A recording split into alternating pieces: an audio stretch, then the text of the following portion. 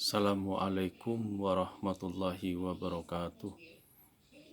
Selamat berjumpa kembali anak-anakku sekalian dalam pembelajaran daring untuk mata pelajaran PPKN. Untuk kali ini kita akan membahas bab 1 dari buku teks pelajaran PPKN yang berjudul Kasus-kasus pelanggaran hak dan pengingkaran kewajiban warga negara.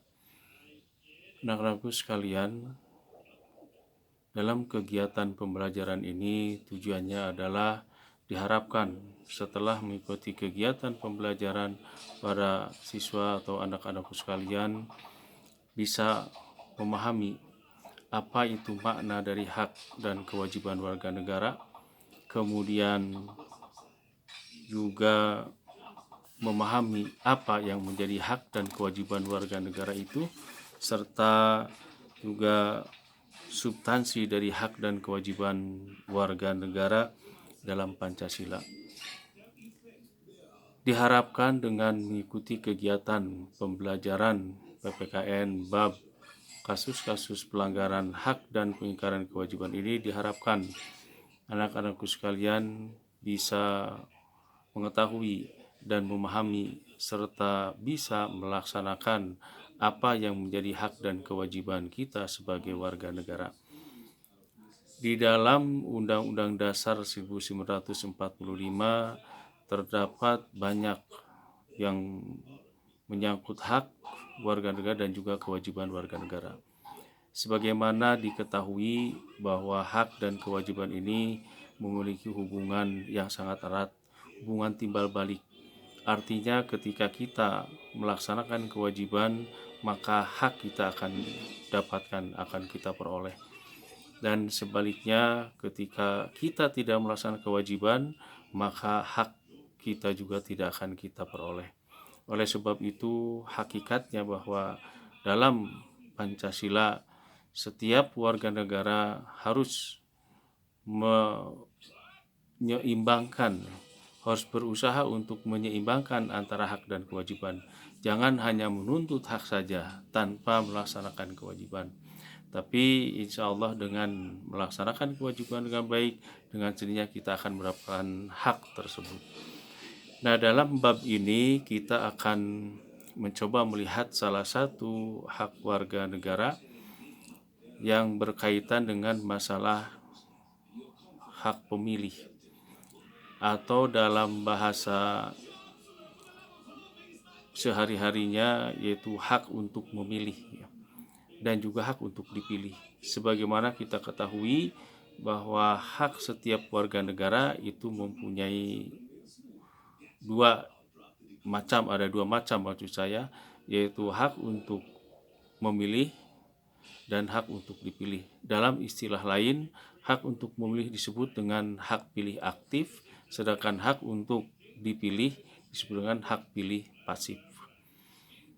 Nah, dalam hal ini Menteri Dalam Negeri pernah menyampaikan bahwa partisipasi pemilih dalam pemilihan presiden tahun 2014 itu menurun dibandingkan dengan partisipasi pemilih dalam pemilihan anggota legislatif. Nah, ini apa yang menjadi penyebabnya? Di antaranya, kalau pemilihan legislatif itu pesertanya atau kandidatnya itu banyak, sekitar 12.000 orang, sedangkan dalam pemilihan presiden hanya 4 orang, yaitu 2 pasangan presiden dan wapres. Jadi dengan sendirinya partisipasi pemilih pun menurun dibandingkan dengan partisipasi pemilih pada pemilihan legislatif,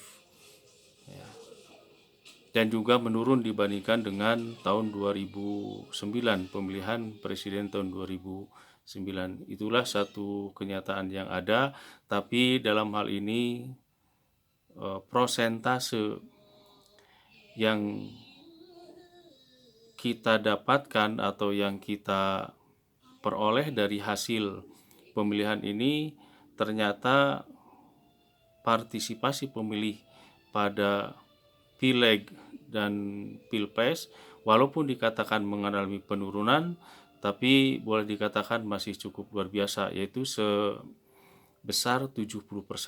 Artinya partisipasi pemilih dalam Pilpres tahun 2014 ini masih luar biasa dengan capaian 70%.